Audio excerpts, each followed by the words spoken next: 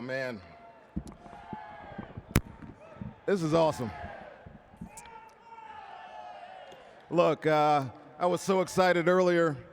I was trying to button my jacket, and I ripped the top button off my gold jacket here, so it won't be buttoned during this speech. Wow. Thank you, Jim Porter, and this wonderful Hall of Fame family up here, the board as well. Tiki, love you, brother. You always stand with me. Today, my most important day, thank you for standing with me. Bravo on this bust, Blair. I mean, you did a fantastic job not making me look like him. You know, I've been inundated with Hall of Fame stuff, as we all have, since February, so I got to give a quick shout out to Katie Heastan for helping us along this journey. But really, that thanks should go to my wife, Claudia.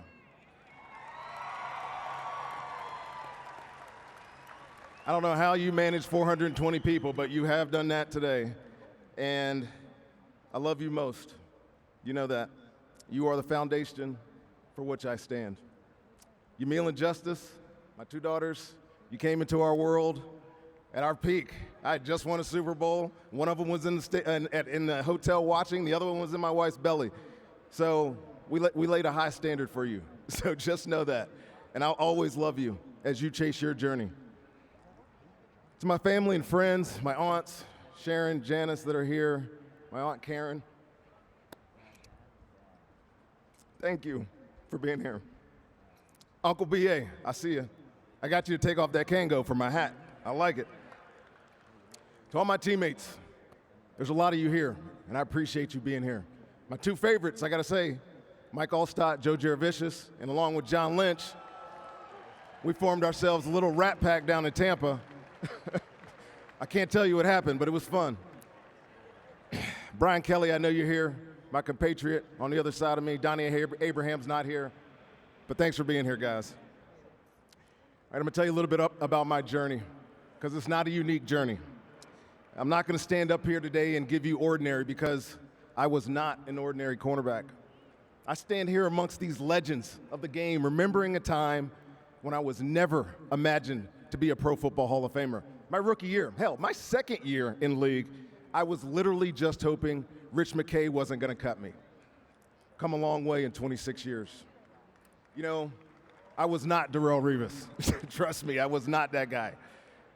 But not all of us are anointed, right? Or can't miss prospects proclaimed to be future Hall of Famers on day ones of our career. In fact, most guys are quietly fighting that little crisis of confidence, wondering if you're good enough. And there was plenty of doubt about me. Now that I'm here, I think I owe a very small thanks to those of you, for whatever reasons, questioned me, either undervalued, underestimated, underappreciated me. It gave me the motivation to not only outwork my peers, but to be better than the expectations of me. So I set out to become uncommon. I never set out to be one of the best 371 players in professional football. If anything, I wanted to do things that others either could not or would not do. That defined my career. And amongst my peers, I really felt like I had to do more to be equal. Do uncommon things. Find legendary. Because let's face it, this is what gets me every time. I was, what? Too small, too slow, just a system cornerback. Somebody still needs to tell me what that is, because I don't know. It's easy to be marginalized when you're surrounded by Hall of Fame defenders. Sapp, Brooks, Lynch, our man Simeon Rice, they all grabbed a lot of headlines. And early in my career, I was simply overlooked. And again, it was the doubt that most bothered me. But it also provided me that fuel, and it sent me to work angry. I was never going to be satisfied just being a guy. I wanted to prove everyone wrong, and ordinary was not an option. See, in my family, legendary is a standard. Tiki, certainly not your ordinary running back. New York Giants all-time leading rusher, the only man in NFL history, according to Kenny Albert, to rush for 10,000 yards, catch 5,000 yards worth of passes, and return 1,000 yards as well. Pretty awesome, Teke, and spectacularly too. Without him, I wouldn't have had that daily reminder to chase greatness. And if you don't remember anything else I say today, remember this. I am here because of my brother. The inherent competition, the easy motivation to match accomplishments, and the unwavering, unconditional support that only a twin can know. You simply cannot tell my story without telling our story. We shared a lot. A womb, of course, an alma mater, children's books, Pro Bowls and All Pros. I've got more of those, of course.